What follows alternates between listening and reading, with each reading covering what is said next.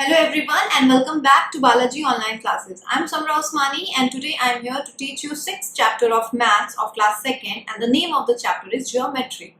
So basically in this chapter today we are going to study shapes or straight lines, curve, solid shapes, plane shapes. So basically shapes, there are two kinds of shape. हमारे जो shape होते हैं वो दो तरह के होते हैं.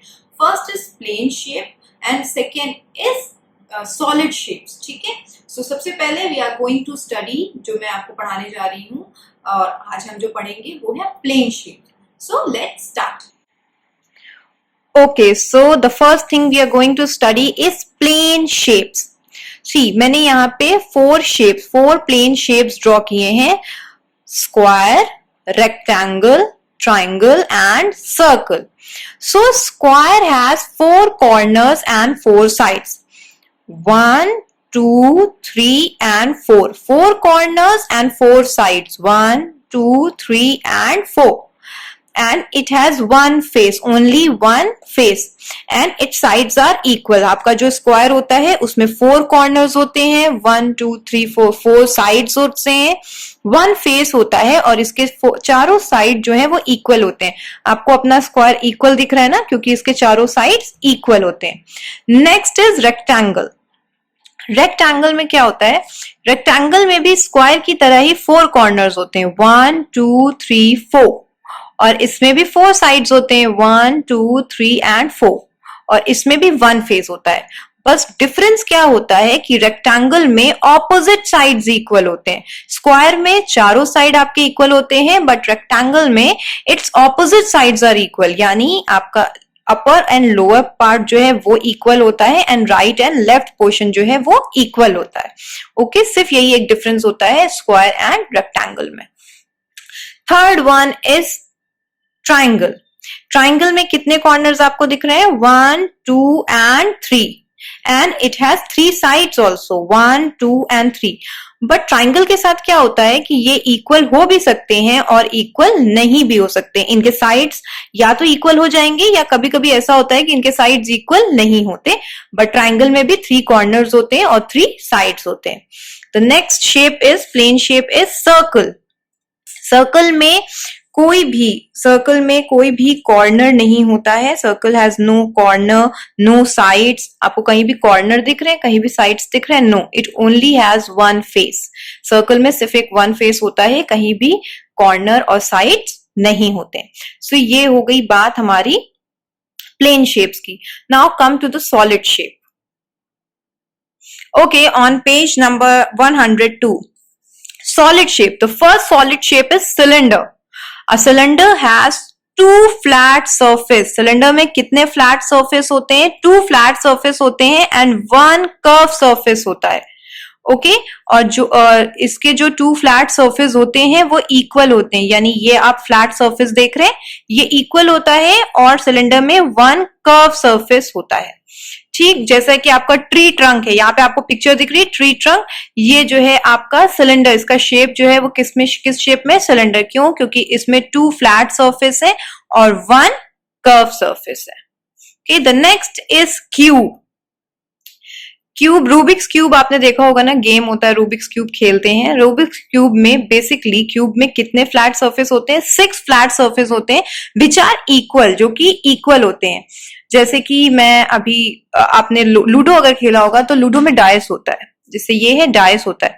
अब लूडो की डाइस में कितने साइड्स होते हैं? 1, 2, 3, 4, 5 एंड 6. तो इसी तरह आप यहां देख रहे हैं, a cube has 6 flat surface which are equal. So cube में जो है वो 6 फ्लैट सरफेस होते हैं और सारे सरफेस जो है वो इक्वल होते हैं, यानी उसके सारे साइड्स इक्वल होते हैं. The next is sphere. Sphere जो आपने वाटरमेलन देखा है या आपने बॉल देखी है, ये किस शेप में होते हैं? स्फीयर जो है वो राउंड शेप में होते हैं और उनका जो सरफेस होता है वो कर्व सरफेस होता है. ठीक है, स्फीयर का जो सरफेस होता है वो फ्लैट नहीं होता है, कर्व होता है. द नेक्स्ट वन इज कोन.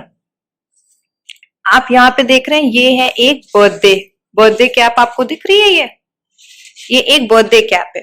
तो बर्थडे कैप में आप देख लो कि a cone has two surface, it has one curved surface and one flat surface।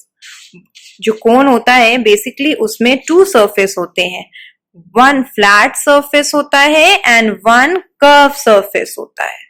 Okay, so now I hope you understand this. The next is cuboid. Cuboid का सबसे अच्छा example आपकी ये बुक भी हो सकती है या मेरी ये कॉपी हो सकती है। Basically a cuboid has 6 flat surface, the opposite faces are equal. Cuboid में 6 फ्लैट सरफेस होते हैं। कैसे 6 फ्लैट सरफेस होते हैं? काउंट करते हैं, 1 देन 2 देन ये पोर्शन आपका 3, ये 4, ये 5 एंड ये 6। सो बेसिकली कुबोइड में जो है 6 फ्लैट सरफेस होते हैं और इसके भी ऑपोजिट साइड्स इक्वल होते हैं। फॉर एग्जाम्पल आपको ये कॉपी दिख रही है, इसका ये साइड और ये साइड इक्वल है, ये साइड और ये साइड इक्वल है। तो कुबोइड में ऑपोजिट साइड्स इक्वल होते हैं। I hope you understand this. Okay, now come to the next topic, solid and plane shapes.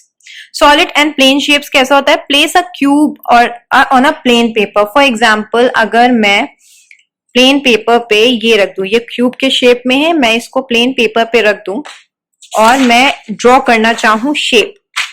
सो कैसे ड्रॉ करूंगी? लेट्स स्टार्ट, देखते हैं। ये मैंने रख दिया है और अब मैं इसको ड्रॉ कर रही हूं।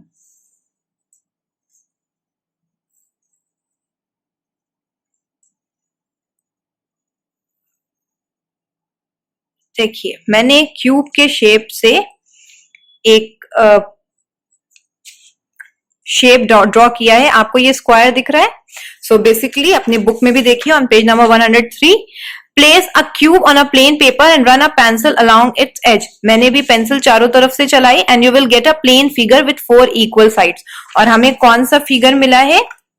इक्वल साइड्स, 4 साइड्स जिसके इक्वल है हमें वो फिगर, यानी बेसिकली हमारा शेप कौन सा है? स्क्वायर है। Okay, the next one is place a cuboid on a pencil plain paper. इसी तरह अगर हम कुबोइड को रख दें, यानी किसी आप पेंसिल बॉक्स को भी रख सकते हैं, और अगर आप उसके चारों तरफ पेंसिल से ड्रॉ करें तो जो आपको फिगर मिलेगा उसमें भी 4 साइड्स होंगे, 4 कॉर्नर्स होंगे और उसके ऑपोजिट साइड्स इक्वल होंगे।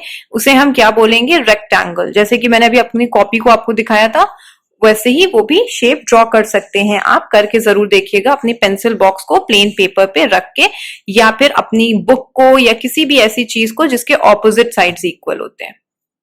Okay, now place a cylinder. Cold drink can भी आप कर सकते हैं, वाटर बॉटल भी आप रख सकते हैं। इन्हें आप प्लेन पेपर पे इस तरह रखिएगा and run a pencil along it's flat face. और नीचे की तरफ से पेंसिल ड्रॉ करिएगा पूरे में। आपको कौन सा प्लेन फिगर मिलेगा जिसमें कोई भी साइड्स, कोई भी कॉर्नर नहीं होंगे, और ऐसे प्लेन फिगर्स को, ऐसे प्लेन शेप्स को हम क्या बोलते हैं? सर्कल बोलते हैं। Now come to the next topic, more shapes. More shapes, अभी तक हमने प्लेन शेप्स पढ़े थे, अब हमने उसके बाद जो है सॉलिड शेप्स पढ़े। अब हम और कुछ और शेप्स पढ़ेंगे, जिसमें सबसे पहला शेप है ओवल। ओवल, आपने बलून देखा होगा, या जिनके घर में भी एग्स होंगे आपने एग्स देखा होगा। कभी भी एग को लाइट के रिफ्लेक्शन में रखिएगा। अगर आप लाइट के रिफ्लेक्शन में रखेंगे तो उसका जो रिफ्लेक्शन होगा वो ओवल शेप में आएगा। Okay, and the next is, Oval shape में भी आपका कोई कॉर्नर नहीं होता है, it has only one face. The next is prism. Prism में बेसिकली कितने फ्लैट सरफेस होते हैं? 5, 1 2 3 4 एंड 5। प्रिज्म में 5 फ्लैट सरफेस होते हैं, जिसमें से 2 जो है वो ट्राइंगल होते हैं, 1 और 2। ये 2 जो है वो ट्राइंगल सरफेस होते हैं और 3 रेक्टेंगल सरफेस होते हैं, 1 2 एंड 3। 3 आपके रेक्टेंगल सरफेस होते हैं और 2 जो है आपके ट्राइंगल फेसेस होते हैं।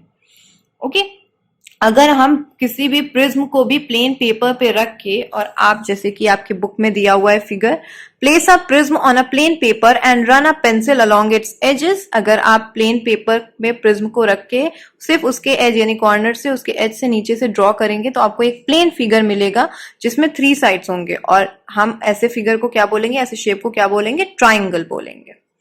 Okay, now come to the next topic, that is rolling and sliding shape. आप सबने स्लाइडिंग वाले झूले झूले होंगे ना, जब आप बैठ के ऐसे स्लाइड कर लेते हो, उसे हम स्लाइडिंग शेप बोलते हैं.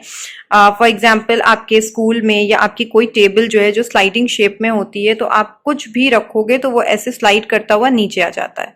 ठीक. Next is rolling. रोलिंग का सबसे अच्छा एग्जाम्पल आपका होता है बॉल.